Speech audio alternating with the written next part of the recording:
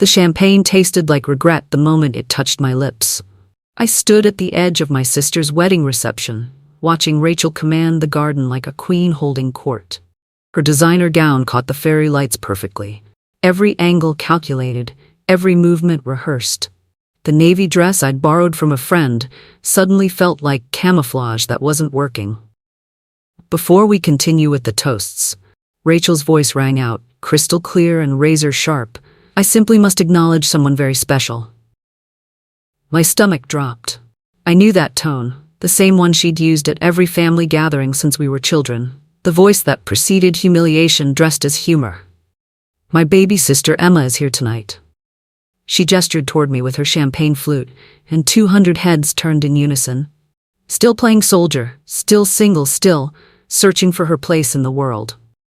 The laughter started as a ripple, then swelled into a wave that crashed over me. I kept my face neutral, a skill honed through countless operations where showing emotion meant death. But here, in this garden filled with roses and judgment, my training felt useless. It's so brave, really, Rachel continued, her smile glittering as falsely as her jewelry. While the rest of us were building real careers, real relationships, real lives, Emma chose to crawl through mud and play war games with the boys. My phone vibrated against my clutch. The screen showed urgent, eyes only from strategic command. I didn't look at the full message. Not yet. My sister wasn't finished with her performance. I mean, look at us now. She gestured between us, the comparison as subtle as a sledgehammer. One of us in Vera Wang, married to an incredible man, with a beautiful home in Georgetown. The other in, she paused, letting her eyes sweep over my simple dress. Well, at least you made an effort tonight, Em. The crowd tittered. Someone whispered something about poor thing loud enough for me to hear. That's when I noticed him. Rachel's new husband. Major James Morrison, though she'd never mentioned his rank in all her wedding planning emails. He stood rigid beside her, his jaw clenched so tight I could see the muscle jumping. His eyes found mine across the garden, and in them I saw something that made my breath catch. Recognition. Some of us are meant for ballrooms, Rachel raised her glass higher, and some for battlefields. Though I'm not sure which battles Emma thinks she's fighting, the only enemy I see is her own stubbornness. More laughter. My mother nodded approvingly from her table. My father didn't even look up from his scotch. But family is family. Rachel's voice dripped with false sweetness. Even when they choose uniforms over evening gowns, combat boots over Louboutins, loneliness over love. I smiled. It was the same smile I wore in the debriefing room after Kandahar, when they asked how I felt about the 12 lives saved. Calm, controlled, revealing nothing. To Emma, Rachel concluded, may you someday find what you're really looking for, whatever that is. The toast echoed through the garden, glasses clinked, the band prepared to resume playing, and my phone buzzed again. This time with a call from a number only 5 people in the world had access to. I didn't answer. Not yet. Because as I stood there, surrounded by people who thought they knew my worth, I realized something profound. Rachel was right about one thing.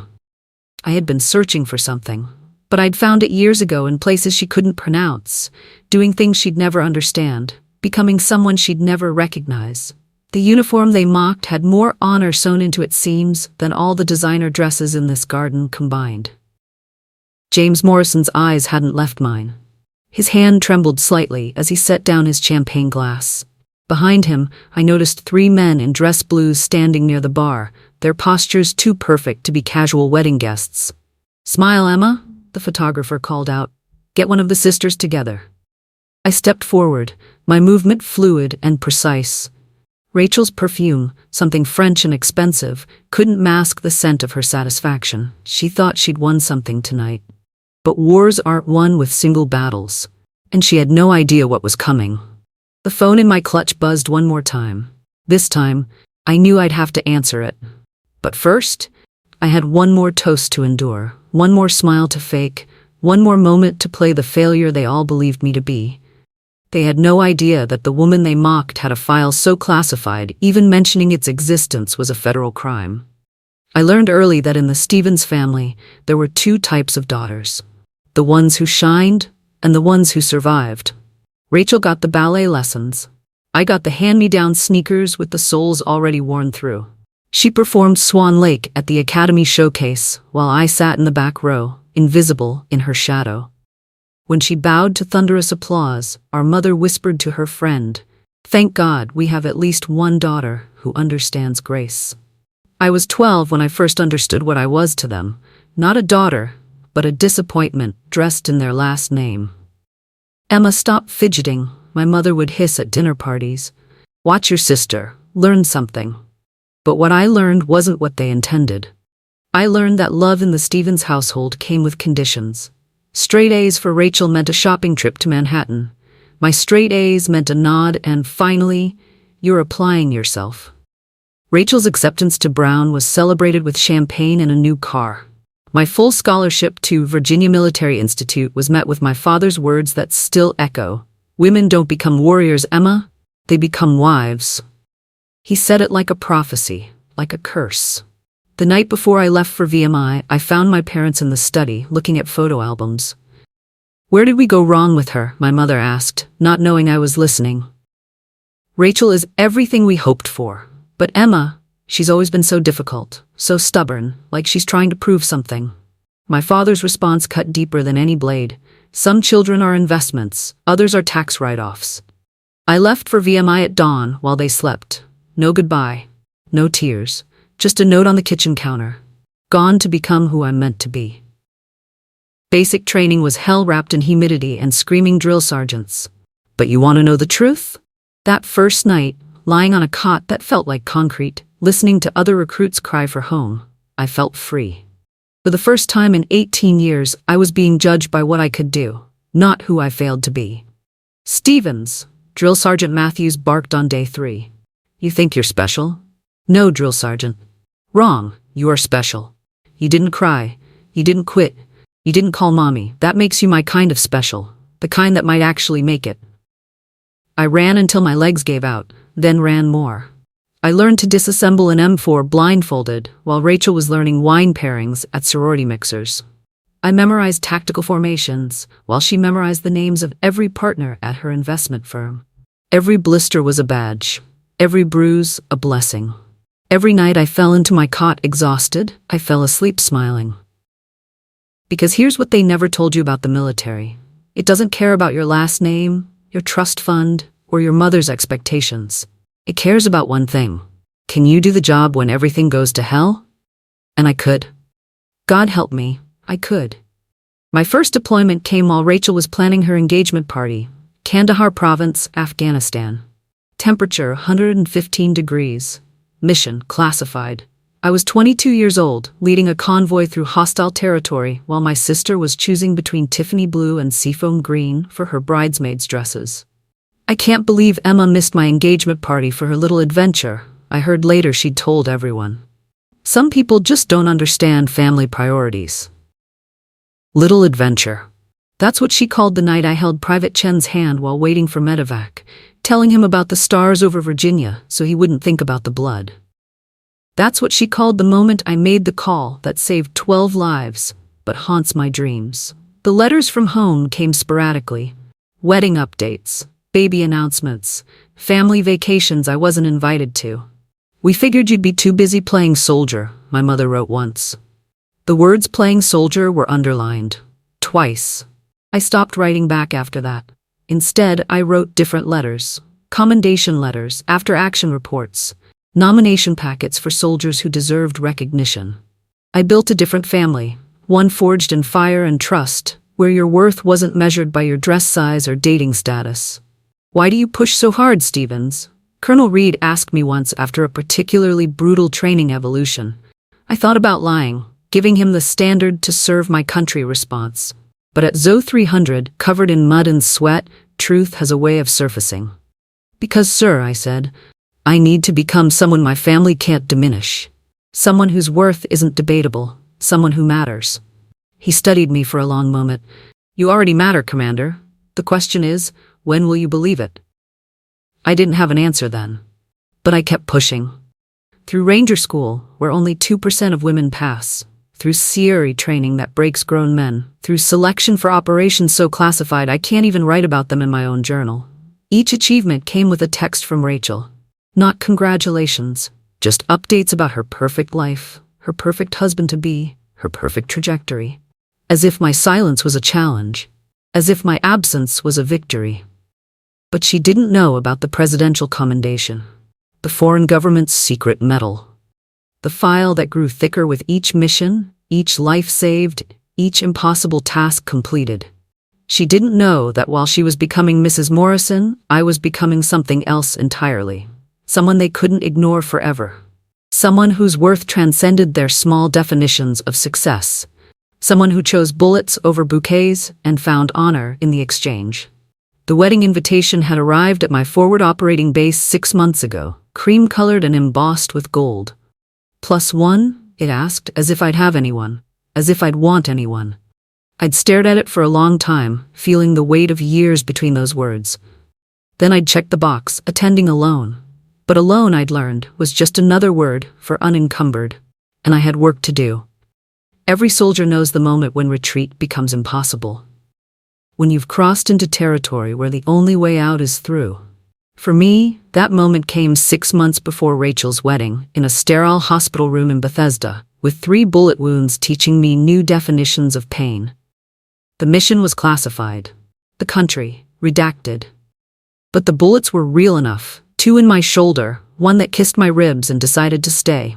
I'd woken up to machines beeping and a nurse telling me I was lucky to be alive. Lucky. I'd laughed until it hurt too much to continue. My commanding officer had been clear. Stevens, we need to notify your next of kin. Standard protocol. No family, I'd lied through gritted teeth. The morphine made it easier. But somehow, word got out. Maybe it was the Bronze Star ceremony. Maybe someone recognized the Stevens name and made connections. 3 weeks into recovery, my phone buzzed with a family group text I'd forgotten to leave. Rachel, OMG, Emma's in the news. Something about an award? Mom, did you see this? Mom, I saw. How embarrassing. All this attention-seeking. At least they didn't use our address. Rachel, I'm at a charity gala and someone asked if I was related to that female soldier. I had to explain you're going through a phase. So mortifying. This is what happens when women try to play hero. Natural selection at work. Anyway, more important news. I'm engaged. James proposed at the Ritz. The messages continued. Ring photos, venue options, dress sketches. Not one question about my injuries. Not one word about the lives saved. Not one moment of recognition that their daughter had bled for strangers in a country they couldn't pronounce. But it was the next message that shattered something fundamental inside me. Rachel, Emma, since you're apparently in the hospital, drama queen much? I need to know if you'll be out in time for my engagement party. James has some military friends coming, and I can't have you showing up looking like you usually do. Maybe skip this one? We'll send pictures. I stared at that message for 3 hours. Read it until the words blurred. Read it until the morphine couldn't dull the deeper pain. That night, I made 3 decisions that would reshape everything.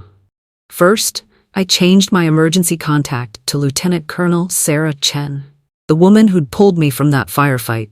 Family isn't always blood. Sometimes it's who bleeds beside you. Second, I volunteered for Delta Force selection, the most elite tier of special operations, the kind of assignment that erases you from regular military records, where only 2% of candidates pass and even fewer women are invited to try. Stevens, you sure about this? Colonel Reed had asked when I submitted the packet. Your injuries will heal, sir. My resolve won't. He'd studied my medical records, then my service record, then my face. This isn't about proving something to someone, is it? No, sir, I'd said, and meant it. It's about becoming someone they can't reach. Someone who exists beyond their small understanding of worth. Third, and most importantly, I burned the bridge home. Not dramatically. Not with angry letters or confrontations. But with the most powerful weapon I'd learned to wield. Silence. I blocked the family group chat. Changed my personal email, let my civilian phone die, and never replaced it.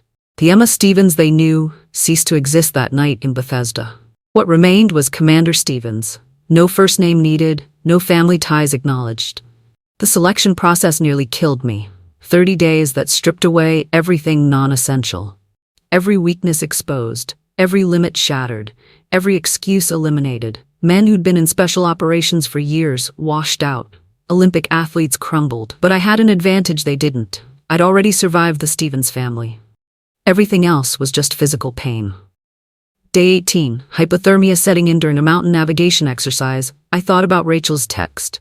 Drama queen much? The anger warmed me better than any fire. Day 24, during interrogation resistance training that I can't describe without violating several agreements, I held on to one thought.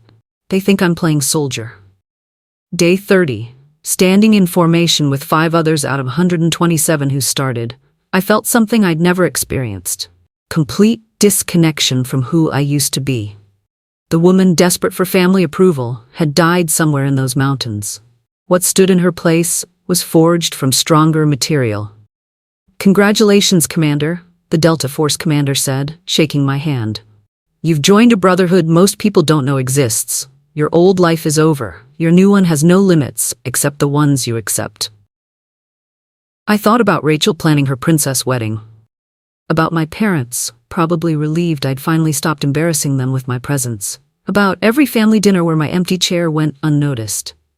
"My old life was over a long time ago, sir," I replied. "I'm just making it official." The wedding invitation arrived at my classified forward operating base 4 months later. Cream and gold, with Rachel's monogram embossed so deep you could read it with your fingers. Inside, her perfect handwriting. "Emma, if this even reaches you, I'm getting married. I know you're probably too busy with your hobby to attend, but James insisted I invite you. Try to look presentable if you do come. This is my day. Your hobby." I held that invitation over a burn barrel in Mosul, watching the edges curl and blacken. My team watched silently, understanding without explanation. We'd all burned something once. Letters, photos, past selves. "Family?" Sergeant Martinez asked quietly. "No," I said, letting the ashes scatter in the desert wind. "Just people I used to know." But I saved the date in my tactical calendar, not out of sentiment, not from hope of reconciliation, but because every soldier knows the best operations happen when the enemy thinks you're not coming. I RSVP'd yes the next day. No message, no explanation. Just a check mark in a box that would puzzle Rachel for months. She wanted me presentable. She'd get more than she bargained for. Because I wasn't coming as the sister she remembered. I was coming as someone she'd never met. Someone forged in places that would give her nightmares. Someone who'd learned that the opposite of love isn't hate. It's indifference. And I had mastered that weapon completely. 6 months later, I stood in that garden in my simple navy dress, listening to my sister mock my life choices. She thought she was hurting me. She thought her words still had power. She had no idea she was firing blanks at armor she couldn't see. The woman she was trying to wound had died in Bethesda, been buried in Delta Selection, and resurrected as something beyond her comprehension. Now it was time for the revelation. While Rachel spent 6 months planning her fairy tale wedding, I disappeared into the shadows of a world she couldn't imagine existed. My first mission with Delta came 2 weeks after selection. Location, classified. Objective, extract a diplomat's family from a situation that didn't officially happen. I remember the weight of responsibility settling on my shoulders like an old friend. No cameras, no recognition, no trace we were ever there. Just results. "Phoenix, you're on point," my team leader said, using my operational call sign. Emma Stevens didn't exist in these places. Phoenix did. The woman who rose from ashes. We saved 7 lives that night. A mother who clutched her children like life itself. A father whose hands shook with relief when we breached. Kids who would grow up because 6 ghosts materialized from darkness and made death change its mind. Rachel posted about cake tastings that same day. So hard to choose between vanilla bean and Madagascar bourbon vanilla. #bride life blessed. I learned Arabic between missions. Not the formal kind from textbooks, but the kind that saves lives in alleys where Google Translate means death. My instructor, a former asset who'd lost everything serving America, told me, "Language is weapon, shield, and bridge. Master all 3. By the time Rachel was debating between peonies and garden roses, I was fluent in 7 languages and could get by in 4 more. The operations blurred together. A rescue in Somalia where we lost daylight, but not determination. Counterterrorism in regions maps forgot to name. intelligence gathering that prevented attacks on 3 embassies. Each mission stamped classified, each success measured in lives saved, not likes gained. You're building quite a reputation, Phoenix, General Morrison, no relation to James, said during a briefing. The intelligence community has a nickname for you. Sir? The Ghost, because you appear where needed and vanish without trace. Even our allies' agencies are impressed. The Israelis want to know if we'll loan you out. I thought about Rachel's Instagram stories, carefully curated performances of a perfect life, designer shopping trips, vineyard tours with the wedding party, countless selfies with captions about living my best life. If only she knew what living really meant. The presidential commendation came on a Tuesday. No press. No ceremony the public would see. Just a quiet room in the White House, where the commander-in-chief shook my hand and said words that would never appear in any record. Commander Stevens, your country owes you debts it can never acknowledge, let alone repay.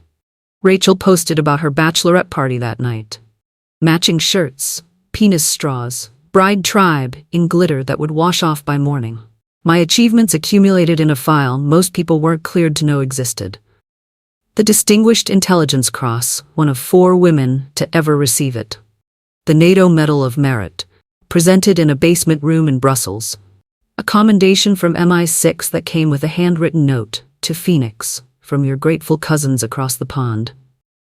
Each honor weighed more than my family's absence. Each mission proved what they'd never believed. That worth isn't inherited or married into. It's earned in moments when no one's watching, in decisions that save strangers, in sacrifices that never make headlines. Ma'am, Lieutenant Jackson said one evening as we prepped for insertion into a situation I still can't discuss, can I ask you something? Shoot. You never talk about home, family, that normal? I checked my weapon, muscle memory making the motion meditation. What's normal, Jackson? I don't know. Photos in your locker, calls home, care packages, human stuff. My family, I said, meeting his eyes, is right here. My home is wherever we're needed. And normal is a luxury we traded for purpose. He nodded slowly. Roger that, ma'am. But I did keep tabs on them, not from sentiment, from tactical awareness. Know your environment, even the one you've left behind. Rachel's wedding planning dominated her social media. My parents aged in tagged photos at country club events. Their lives continued in predictable patterns, while mine carved new constellations in shadows. The invitation to speak at the International Special Operations Symposium came through encrypted channels. Your paper on unconventional warfare in urban environments has attracted significant attention, the message read. Discussion to be held at undisclosed location. Attendance limited to Tier 1 operators only. I accepted, then noticed the date conflicted with Rachel's rehearsal dinner. The choice took less than a second. While she practiced walking down an aisle, I stood before operators from 17 nations, sharing techniques that would save lives on 6 continents. The Q&A ran 3 hours. Afterwards, a British SAS colonel pulled me aside. Phoenix, if you ever fancy a change of scenery, we'd be honored to have you. Appreciated, sir, but my war is here. He smiled knowingly. Aren't the hardest wars always close to home? I thought about that during the flight back. About wars fought in silence. About victories no one celebrates. About the strange liberation in being erased from one life to build another with purpose. My secured phone buzzed with another update from the family group chat I monitored through intelligence channels. Old habits and operational awareness. Rachel complained about the stress of seating arrangements. My mother worried the flowers might wilt. My father grumbled about the cost of the open bar. Normal problems, civilian concerns, the white noise of lives untouched by real consequence. I switched off the phone and reviewed mission briefs instead. A situation developing in Eastern Europe, assets requiring extraction, lives hanging in balance, real work for real operators who'd traded recognition for purpose. Let them have their wedding. I had wars to win. The dress uniform hung in my closet like a secret. Medals and ribbons that told stories in a language my family couldn't read. But I wouldn't wear it to the wedding. Not yet. First, I'd let them see what they expected. The failure in a borrowed dress. Then, when the moment was right, they'd learn that sometimes the most powerful revelations come not from what you show, but from who else reveals it for you. The silence after Rachel's toast felt like the calm before an airstrike. I stood there, champagne untouched, watching the satisfied smirk play across her lips.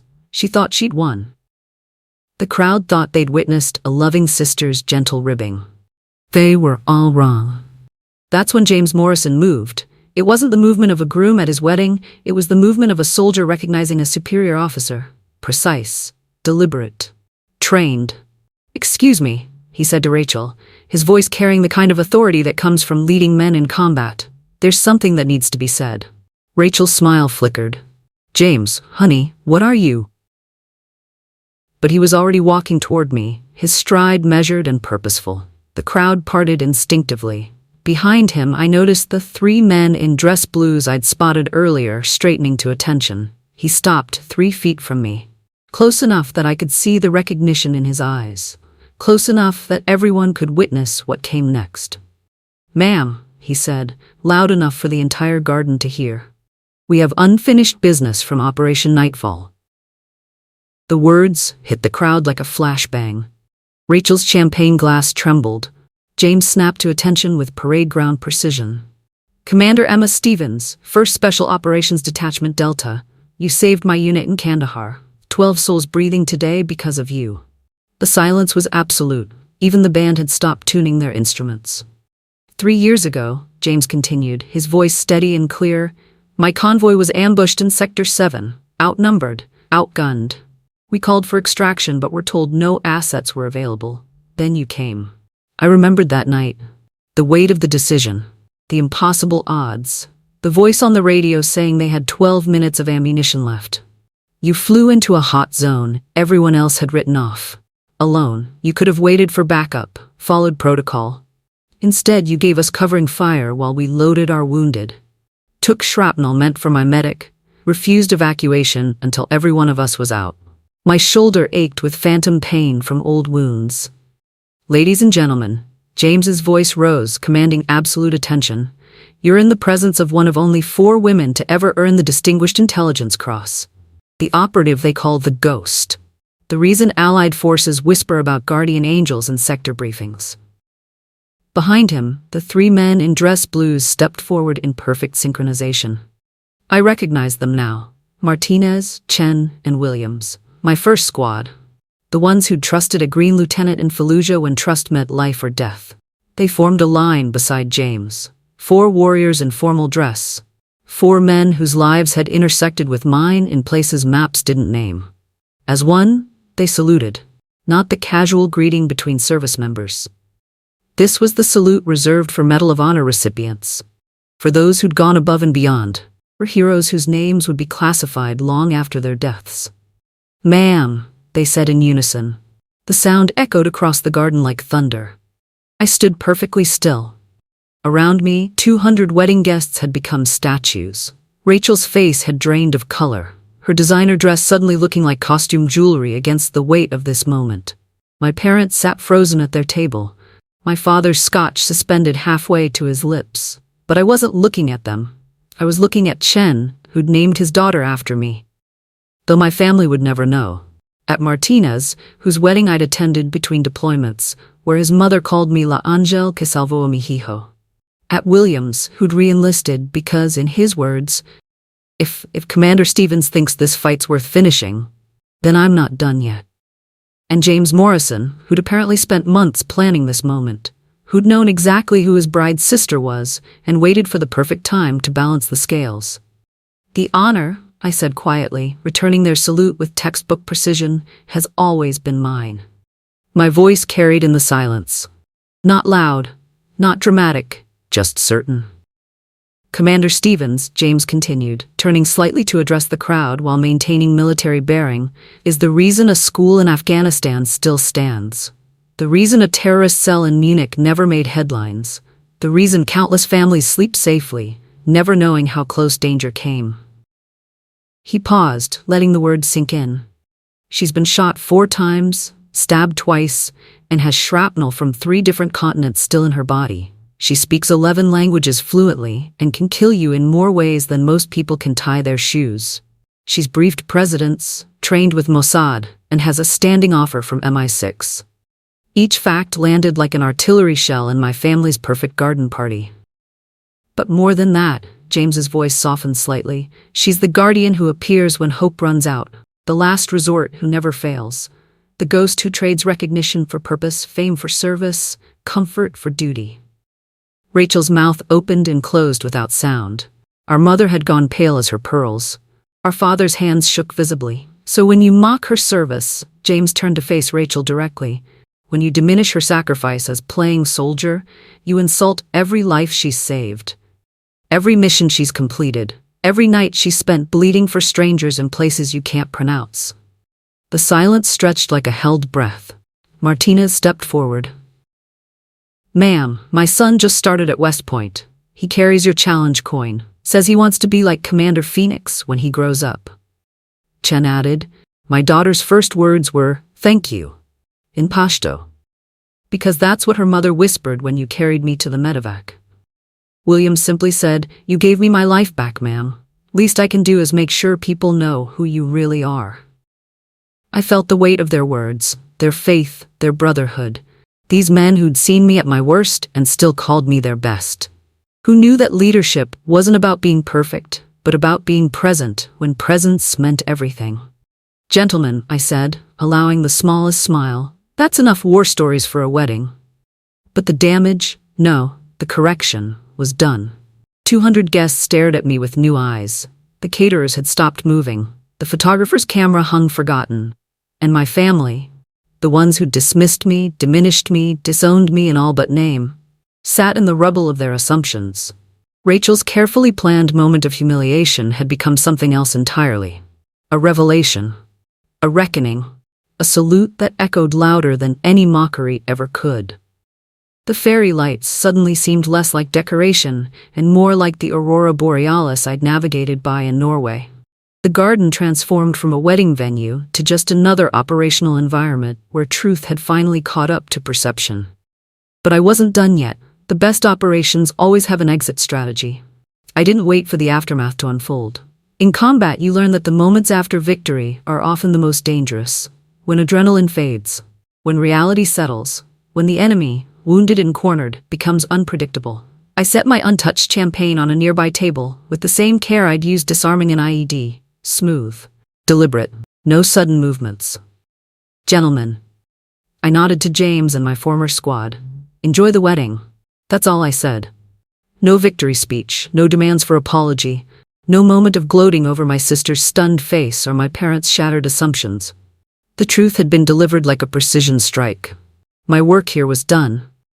I turned and walked toward the garden exit, my stride measured and unhurried, not fleeing, not storming off, just leaving with the same quiet purpose that had carried me through 100 missions in hostile territory. The crowd parted like the Red Sea. Whispers followed in my wake, fragments of surprise, awe, confusion, but I didn't acknowledge them. My war wasn't with these strangers. It never had been. Halfway to the gate, a small hand tugged at my dress. I looked down to find a little girl, maybe 7 years old, wearing a flower girl dress that pooled around her small feet. Her eyes were wide with the kind of wonder reserved for fairy tales and Christmas morning. "Excuse me," she whispered, glancing back at her mother who was deep in shocked conversation. "Are you really a hero?" I knelt to her level, careful to keep my dress smooth. In her eyes, I saw something I'd forgotten existed, pure, uncomplicated admiration. Not for what I owned or who I'd married, but for what I'd done. "What's your name?" I asked softly. "Lily." "Well, Lily, here's a secret." I leaned closer, conspiratorial. "Heroes are just people who help when helping is hard. Anyone can be one, even you." She bit her lip, thinking. "Even if I'm scared?" "Especially if you're scared. Being brave doesn't mean you're not afraid. It means you do what's right anyway." I reached into my clutch and pulled out something I always carried. A challenge coin from my unit. One side bore our insignia, the other our motto, facta non verba. Deeds, not words. "This is for you." I pressed it into her small palm. "When things get hard, when people tell you what you can't do, remember, your actions matter more than their opinions." She clutched it like treasure. "Will you come back?" "No, sweetheart, but you don't need me to. You've got everything you need right here." I tapped her chest lightly over her heart. As I stood, her mother approached, embarrassment and awe warring on her face. "I'm so sorry, she shouldn't have. She's perfect," I interrupted gently. "Take care of that one. She's going to change the world." I continued toward the exit, but the universe wasn't done with its poetry. Rachel stood by the garden gate, her wedding dress dragging in the gravel. Mascara traced dark rivers down her cheeks. Behind her, I could see the valet had already brought around a black SUV. My security detail, ever efficient? For a moment, we just looked at each other. 27 years of history compressed into silence. The golden child and the ghost, the star and the shadow. Two sisters who'd grown up in the same house but different worlds. Emma? Her voice cracked, raw with something I'd never heard from her. Vulnerability. I didn't know. How could I not know? I could have destroyed her then. Listed every sign she'd ignored, every achievement she'd dismissed, every moment she'd chosen mockery over interest. I had 27 years of ammunition. Instead, I said the only thing that mattered. "Be happy, Rachel. That's all I ever wanted for you." She made a sound somewhere between a laugh and a sob. "How can you say that? After everything After tonight. Because holding on to anger is like gripping a live grenade. It only hurts the one holding it." I stepped closer, close enough to smell her expensive perfume mixing with tears. "You're my sister. That never changed, but I changed. And that's okay." "I don't understand you," she whispered. "You don't have to. We chose different paths, Rachel. Yours isn't wrong. It's just not mine." She reached out, tentative, her manicured hand stopping just short of touching me. "All those years, were you lonely?" I thought about my unit, about midnight MREs shared in bunkers, about Chen's wedding where his whole family called me sister, about Williams teaching me to play guitar during a sandstorm, about every soldier who'd trusted me with their life and, more importantly, their fears. "No," I said simply. "I found my family. They just wear different uniforms than designer dresses." A laugh escaped her, broken but real. "I used to be so jealous, of how you never seemed to need us." "I needed you," I admitted, "once. But needing and wanting are different things. I needed you to see me. When you couldn't, I learned to see myself." The SUV's engine hummed patiently. My detail would wait all night if necessary, but I was ready to go. This chapter was closed, not with a bang, but with the quiet click of a book being shelved. "Emma," Rachel called as I reached for the door. Will we? "Maybe," I said, looking back one last time. Stranger things have happened. I've seen enemies become allies. I've seen impossible become inevitable. But tonight, just focus on your wedding. On James, on the life you've built. It's beautiful, Rachel. It's just not mine. I climbed into the vehicle, sinking into leather seats that had carried me from one life to another so many times. As we pulled away, I watched in the mirror as Rachel stood there, a designer bride in a gravel driveway, looking lost for perhaps the first time in her life. My phone buzzed. The mission I'd been ignoring all night. Urgent, classified, necessary. I opened the message as we drove through streets that felt foreign after months overseas. Another crisis. Another call for the ghost who walked between worlds. Another chance to matter in ways my family would never understand. "Ma'am?" My driver, Sergeant Peterson, glanced in the rear view. "Orders?"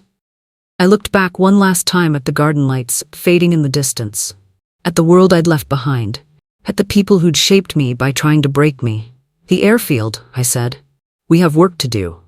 As we drove toward another mission, another purpose, another chance to serve, I felt something I hadn't expected. Peace. Not the peace of victory, not the peace of revenge served cold, but the peace that comes from finally understanding a fundamental truth. You can't make people see your worth. You can only build it so solidly that it doesn't matter if they're blind. The city lights blurred past the window like shooting stars. Somewhere behind me, a wedding continued. Somewhere ahead, lives waited to be saved. I closed my eyes and smiled. The war was over. Not because I'd won, but because I'd finally stopped fighting it. The transport plane hummed at 30,000 feet, carrying me toward another classified location, another mission, another chance to matter. But for the first time in years, I wasn't running toward something. I was simply moving forward. I pulled out my journal, a habit from my first deployment when a grizzled master sergeant told me, "Write it down, Stevens. The mind forgets, but ink remembers." The leather cover bore scars from 7 continents, water damage from a river crossing in Colombia, and char marks from an explosion I'd rather forget. But tonight, I didn't write about operations or intel. I wrote about honor. Honor, I penned, isn't loud. It doesn't announce itself at parties or demand recognition at family dinners.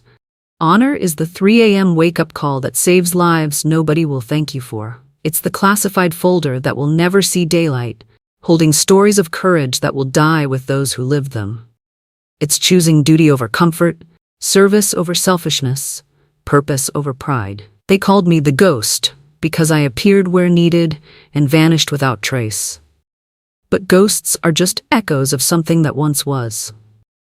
I prefer to think of myself as an echo of something that could be, the sound of one person choosing to matter in ways that can't be measured by wedding invitations or social media metrics.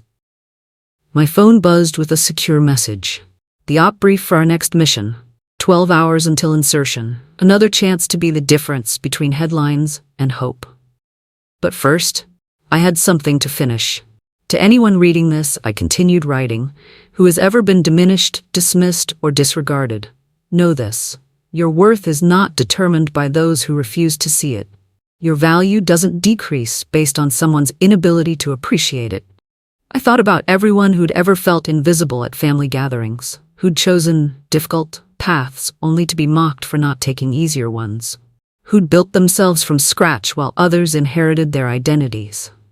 Revenge, I wrote, is a poison we drink hoping others will suffer. But there's something more powerful than revenge. It's becoming so genuinely fulfilled that you forget you were ever supposed to be bitter.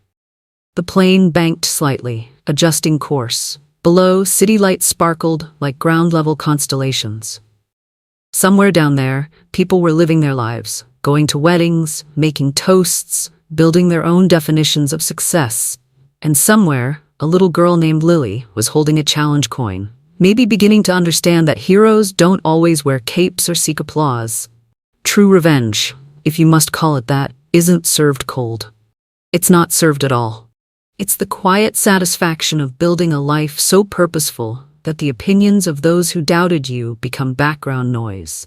It's the refined revenge of success without spite, of rising without pushing others down, of winning wars they didn't even know were being fought. I smiled, thinking about the YouTube channels my younger soldiers watched during downtime, stories of redemption, of underdogs rising, of people choosing dignity over drama. They'd joke about getting their revenge story, but I'd always correct them. It's not about revenge. It's about refinement, taking your pain and forging it into purpose. The most refined revenge, I wrote, is becoming someone who doesn't need it. Ma'am, the loadmaster appeared. 90 minutes to landing. I nodded, closing my journal. But there was one more thing to write. Final thought. If you're reading this because someone made you feel small, because family failed to see your worth, because the world told you to shrink, don't. The universe has plans for you that their limited imagination can't conceive. Your story isn't over. It's just beginning. And sometimes the best stories aren't about proving others wrong. They're about proving yourself right. Find your mission. Build your purpose. Serve something greater than your pain. The echo of honor lasts longer than the shout of revenge. Yes, I tucked the journal away and prepared for landing. Another mission. Another purpose. Another chance to be the guardian in the shadows, trading recognition for impact, fame for fulfillment. As we descended through clouds toward whatever waited below, I thought about Rachel's wedding continuing without me. About my parents processing what they'd learned. About James Morrison, who'd orchestrated the greatest wedding gift I never asked for. The gift of truth delivered by someone else's voice. But mostly, I thought about everyone out there fighting their own invisible wars. The ones who chose difficult paths, who built themselves from nothing, who refused to let others' limitations become their own. To them, I offer this. Honor is patient. It doesn't demand immediate recognition or rushed vindication. It accumulates quietly, like compound interest on the investment you make in yourself. Honor is strategic. It knows when to reveal itself and when to remain classified. It understands that the most powerful position is often the one nobody sees coming. Honor is generous. It lifts others even when you're climbing. It shares credit, especially when you could claim it all.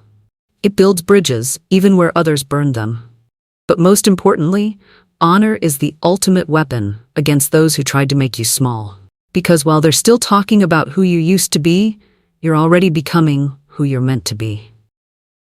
The plane touched down on a remote airstrip. No fanfare, no welcome committee. Just another ghost arriving to do what ghosts do best, matter in ways that matter most. I grabbed my gear and headed for the briefing room. Somewhere, a wedding was ending. Somewhere else, a mission was beginning. And somewhere between the two, I'd found the only revenge worth having. A life that needs no vindication. A purpose that needs no permission. A worth that needs no witness. Because in the end, we don't rise to spite those who pushed us down. We rise because falling was never really an option. We rise because someone, somewhere, needs us to. We rise because that's what honor does. It rises, quietly and consistently, until one day everyone can see what was always there.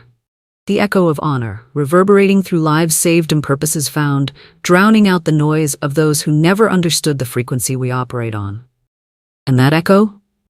It never ends. Your story of rising above, of choosing honor over hatred, of refined success over raw revenge, it's not just your victory, it's someone else's hope. Share it. Live it. Echo it. Because the most refined revenge is becoming the person who inspires others to rise.